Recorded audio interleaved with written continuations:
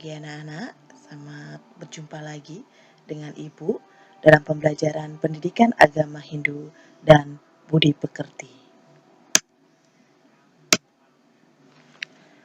Om Swastiastu. Bagaimana kabar kalian pagi hari ini? Ibu harapkan dalam keadaan baik-baik saja, ya. Anak-anak selama masa pandemi tetap selalu patuhi prokes, menggunakan masker, menjaga jarak, dan jauhi kerumunan, ya. Nah, anak-anak, dalam pertemuan kali ini, ya, kita akan membahas satu materi, yaitu moksa, ya, dengan ibu sendiri, yaitu Nikomang Rustina Dewi. Nah, adapun kompetensi dasar yang ibu harapkan nantinya, ya, kalian bisa baca yang sudah ada di slide. Kemudian tujuan pembelajarannya yaitu melalui kegiatan pembelajaran problem solving ini diharapkan peserta didik mampu menjelaskan pengertian moksa, kemudian menguraikan tingkatan-tingkatan moksa. Nah, dalam pertemuan kita kali ini, pertemuan yang pertama, materi moksa ini, kita akan membahas dua subbab, yaitu pengertian moksa dan juga tingkatan-tingkatan moksa yang berdasarkan keadaan Atman. Nah, moksa.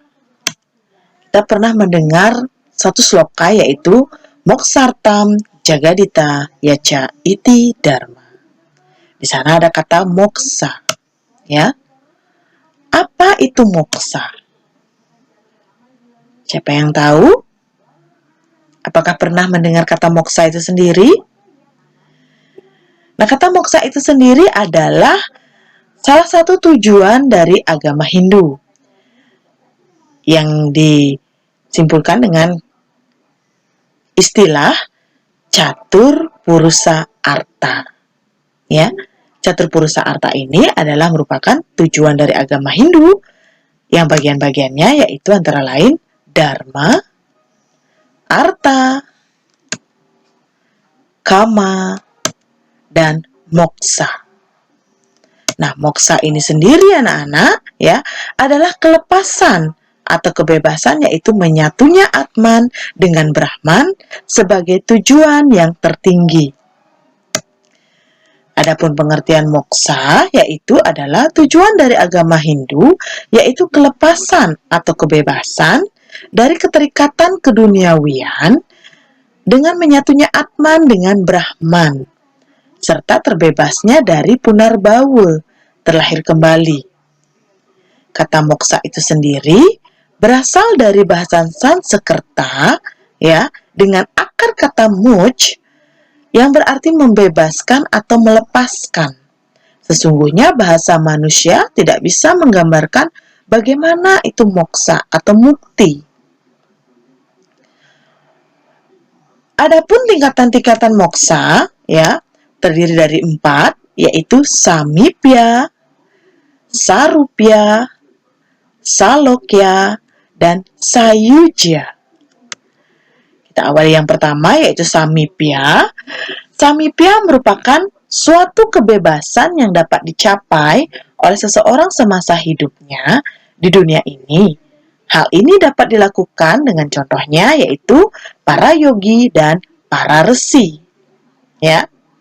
Sedangkan tingkatan moksa yang kedua, sarupya, itu adalah suatu kebebasan yang dapat dicapai oleh seseorang di dunia ini karena kelahirannya, di mana kedudukan Atman merupakan pancaran dari kemahakuasaan Tuhan seperti halnya Sri Rama dan Buddha serta Sri Krishna. Walaupun Atman telah mengambil suatu perwujudan tertentu, namun ia tidak terikat oleh segala sesuatu yang ada di dunia ini. Kemudian, tingkatan moksa yang ketiga yaitu salokya, suatu kebebasan yang dapat dicapai oleh Atman, di mana Atman itu sendiri telah berada dalam posisi dan kesadaran yang sama dengan Tuhan. Dalam keadaan seperti itu dapat dikatakan beliau Atman telah mencapai tingkatan dewa, yang merupakan manifestasi dari Tuhan itu sendiri. Kemudian yang ketiga, Sayujya adalah suatu tingkatan kebebasan yang tertinggi di mana Atman telah dapat bersatu dengan Tuhan yang Esa. Dalam keadaan seperti inilah sebutan Brahman Atman Aikyam yang artinya adalah Atman dan Brahman sesungguhnya tunggal. Selain 4 tingkatan moksa ini, juga terdapat tingkatan moksa yang menurut keadaan Atman, yang terdiri dari 3 tingkatan moksa lainnya. Yaitu yang pertama adalah Jiwan Mukti, Videha Mukti, dan Purna Mukti. Kita awali dengan Jiwan Mukti, yaitu tingkatan moksa atau kebahagiaan atau kebebasan yang dapat dicapai oleh seseorang semasa hidupnya, di mana atmannya tidak lagi terpengaruh oleh gejolak indria dan maya, ya, atau pengaruh duniawi, di mana keadaan atman seperti ini disamakan dengan samipya dan sarupya.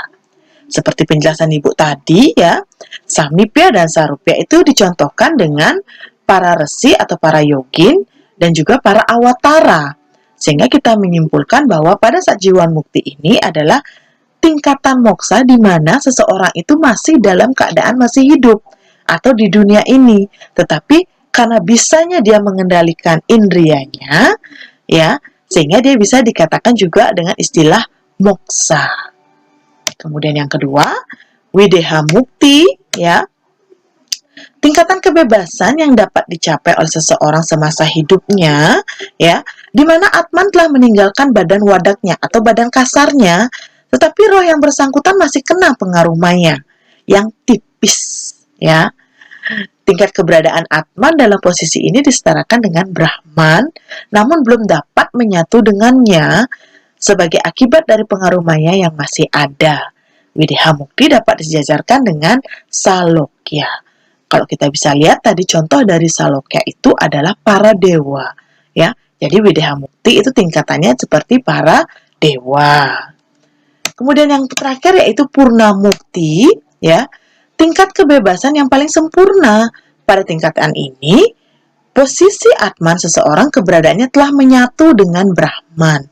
Setiap orang dapat mencapai posisi ini apabila yang bersangkutan sungguh-sungguh dengan kesadaran dan hati yang suci mau dan mampu, ya, melepaskan diri dari keterikatan maya ini. Posisi Purna Mukti dapat disamakan dengan Sayujya, yang dimana Brahman dan Atman itu sudah menyatu, ya. Atman itu sudah menunggal atau jadi satu dengan ide Sang Yang Widi. Nah, anak-anak, sampai di sini penjelasan Ibu. Apakah ada pertanyaan?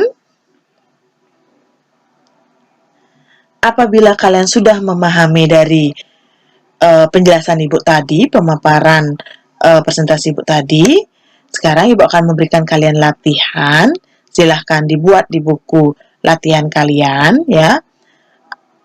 Nanti bisa dikirim lewat WA ke Ibu jawabannya, atau bisa kalian buat di LMS yang sudah kita ada di sekolah, ya. Silahkan dikerjakan latihan ini. Nah, karena sudah waktu, Ibu akhiri pembelajaran kita kali ini. Ibu harapkan minggu depan kita dapat berkumpul kembali dalam pembelajaran pendidikan agama Hindu dan Budi Pekerti dengan keadaan yang sehat. Akhir kata, Ibu ucapkan terima kasih atas perhatiannya dan Ibu tutup dengan Parama Santi. Om Santi Santi Santi.